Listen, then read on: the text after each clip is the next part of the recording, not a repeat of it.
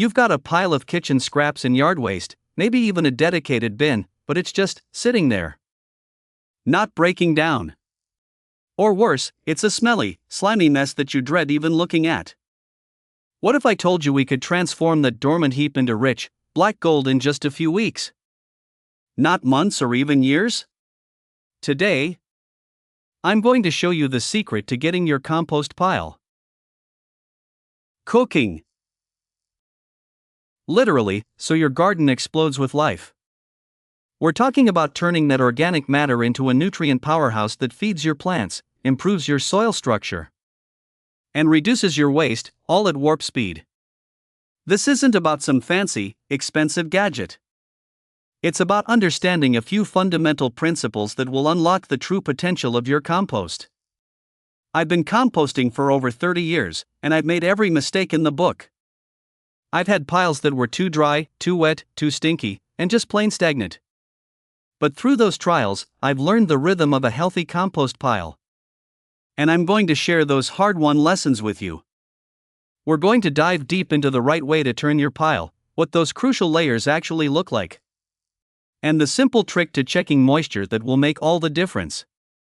Get ready to make beautiful, finished compost weeks faster than you ever thought possible. The first, and arguably most crucial, step to a hot, active compost pile is proper turning.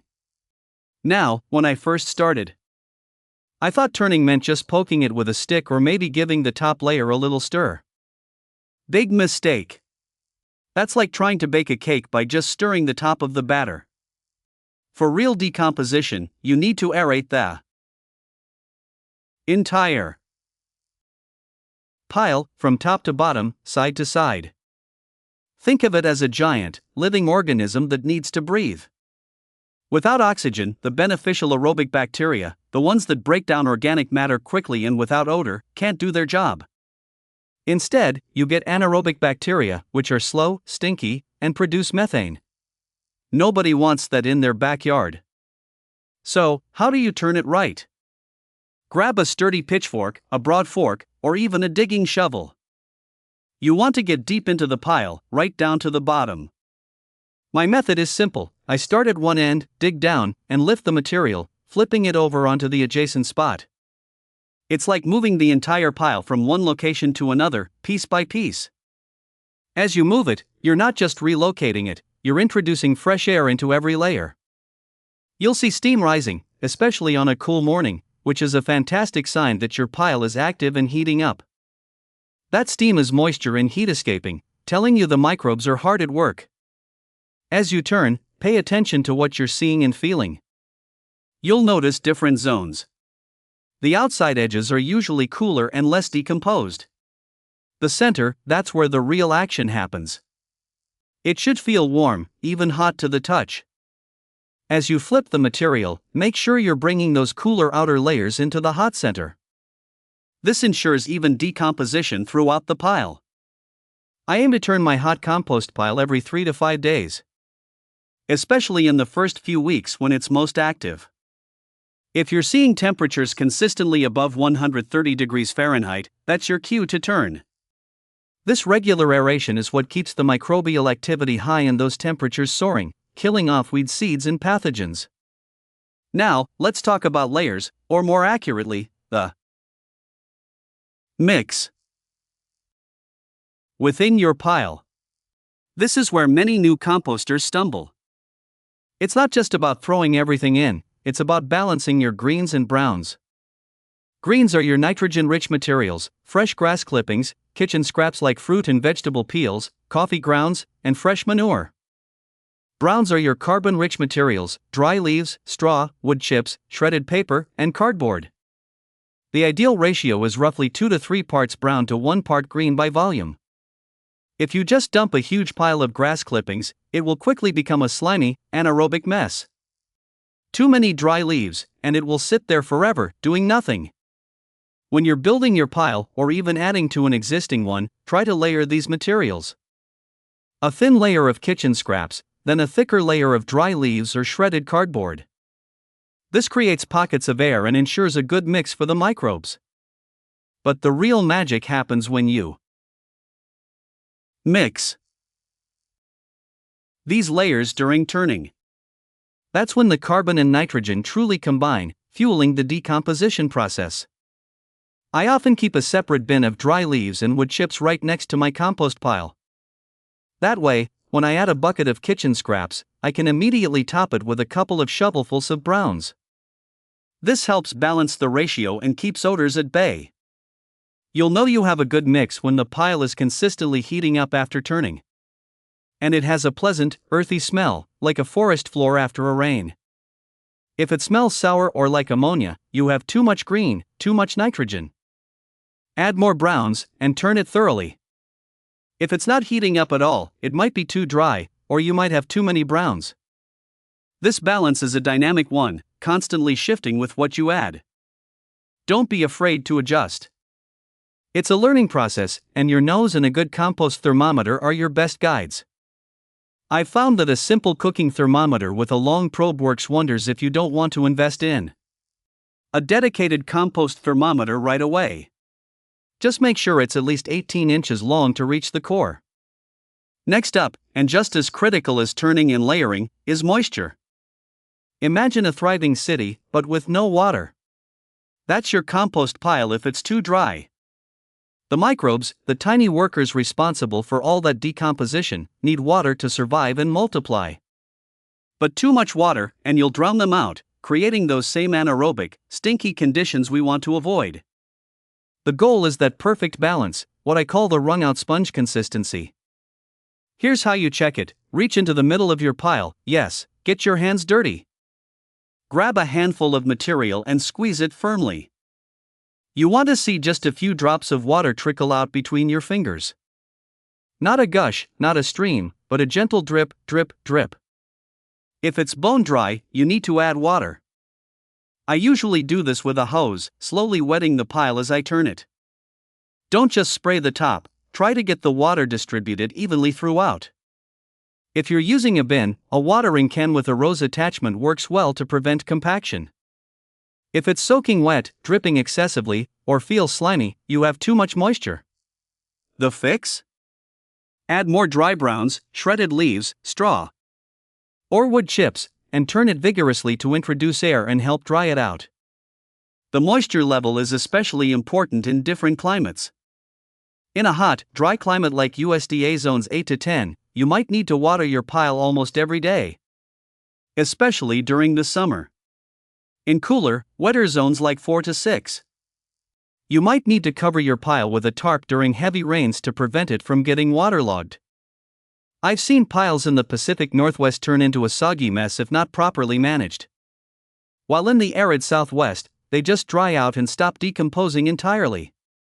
Pay attention to your local conditions, and remember that wrung-out sponge test is your constant guide. It's a simple, tactile test that gives you instant feedback on the health of your pile. Now, for the exciting part, how to get that compost cooking weeks faster. We're talking about turning raw materials into finished compost in as little as 3 to 6 weeks, instead of 6 months to a year. The first trick is shredding and this is probably the single most impactful thing you can do. Think about it, the smaller the pieces, the more surface area for those hungry microbes to feast on.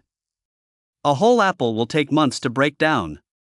An apple chopped into small pieces? Days. I run all my kitchen scraps through a food processor, and my yard waste goes through a chipper/shredder. If you don't have a shredder, just chop things up with pruning shears or a shovel. Even stomping on dry leaves in a trash can help break them down. This step alone can cut your composting time in half. Second, introduce a nitrogen kick. While your greens provide nitrogen, sometimes a pile needs a little boost to really get going. Fresh manure from herbivores, cows, horses, chickens, rabbits, is fantastic. It's rich in nitrogen and often contains beneficial microbes. Just be sure it's from animals not treated with persistent herbicides, which can transfer to your compost. Another incredibly effective, and often overlooked, Kickstarter? Urine. Yes, human urine. It's sterile and packed with nitrogen. Dilute it 1:10 with water and add it to your pile as you turn. I've seen piles jump 20 degrees Fahrenheit in a day after a good dose of diluted urine. It's a free, readily available resource that many gardeners swear by. Third, insulation and size. A larger pile holds heat better. A minimum size of 3 by 3 by 3 feet, about 1 cubic yard, is generally recommended for a hot compost pile. Anything smaller struggles to retain the heat generated by microbial activity. If you live in a colder climate, like USDA zones 4 to 6, especially during late fall and winter, consider insulating your pile. You can surround it with bales of straw or even old carpets. This helps trap that precious heat and keeps the decomposition process going, even when ambient temperatures drop. I've kept piles cooking through light snowfalls by simply insulating them well. Finally, consistency. A hot compost pile isn't a set it and forget it operation. It requires regular attention, turning every few days, checking moisture, and adding the right balance of materials. This active management is what distinguishes hot composting from slow, cold composting. If you commit to these steps, you'll be amazed at how quickly you can produce beautiful, crumbly, nutrient-rich compost. Let's talk about some common mistakes I've seen over the years, and how to avoid them. The biggest one, as I mentioned, is not turning. People get excited, build a great pile, and then just leave it. Without oxygen, it goes anaerobic, smells bad, and slows to a crawl. Remember, turn every 3 to 5 days when it's hot. If you can't commit to that frequency, that's okay, but understand your compost will take longer. Another common pitfall is the wrong greens to browns. Too many greens, like a huge dump of fresh grass clippings, leads to a stinky, slimy mess. Too many browns, just dry leaves, leads to a dry, inactive pile. Always aim for that 2 to 3 parts brown to 1 part green. Keep a stash of dry browns nearby to balance out any sudden influx of greens. Ignoring moisture levels is another big one. A dry pile is a dead pile. A soggy pile is a stinky pile. Use the wrung-out sponge test religiously. It takes literally seconds and gives you immediate feedback. Finally, adding the wrong materials. This is crucial. Never add meat, bones, dairy products, or oily foods to your backyard compost pile. These attract pests like rodents and flies, and they can harbor pathogens. Also, avoid diseased plants, as the pathogens might survive the composting process if your pile doesn't consistently reach high temperatures. And then reinfect your garden. And don't add pet waste from carnivorous animals like dogs and cats, it can contain harmful parasites. Stick to fruit and vegetable scraps, yard waste, and clean paper/cardboard. Now, for an insider technique that experienced growers use, but you rarely find in basic composting guides. The compost thermometer. A compost thermometer isn't just a fancy gadget, it's your pile's health monitor. You want your pile to reach temperatures between 130 and 160 degrees Fahrenheit, 54 to 71 degrees Celsius. At this range, the thermophilic bacteria are thriving, breaking down organic matter rapidly and, crucially, killing off most weed seeds and plant pathogens. If your pile is consistently below 130 degrees Fahrenheit, it's telling you something. It might need more nitrogen, add greens or a Kickstarter, more moisture, or more turning. If it goes above 160 degrees Fahrenheit, it's getting too hot, and you risk killing off beneficial microbes. That's your signal to turn it immediately to cool it down and re-aerate. Monitoring the temperature takes the guesswork out of composting and helps you react proactively to keep your pile in its optimal cooking zone. I check mine daily in the first few weeks of a new pile. Composting is a year-round activity, but your approach might shift with the seasons, especially depending on your USDA hardiness zone. In colder zones, like 4 to 6, maintaining a hot pile through winter can be a challenge. You might find your pile slows down significantly, or even freezes solid. That's okay. It will still decompose, just at a much slower rate. You can insulate your pile with straw bales or even build a simple hoop house over it to trap some warmth. For those in warmer zones, like 7 to 10, your pile can cook year-round. The main challenge there is often keeping it moist enough in the summer heat. Consider a shade cloth or locating your pile in a partially shaded area to prevent it from drying out too quickly. No matter your zone, the principles remain the same, it's just about adjusting your management to the climate. So, there you have it. The secrets to getting your compost pile cooking like a pro. By mastering turning, understanding your greens and browns, getting that moisture just right, and applying a few simple tricks, you'll be producing rich, beautiful compost in a fraction of the time. This isn't just about reducing waste, it's about creating the healthiest, most vibrant soil for your garden, which in turn leads to stronger plants, bigger harvests, and a more resilient ecosystem right in your backyard. Grab your pitchfork, get your hands dirty, and join me in transforming waste into the most vibrant, life-giving soil your garden has ever seen. What's your biggest composting challenge? Drop it in the comments below, and tell me what USDA zone you're gardening in. I love hearing about your experiences. If you found this helpful, hit that like button, and subscribe to join our growing gardening community. Next time, we're diving into making the perfect compost tea for an instant nutrient boost that your plants will absolutely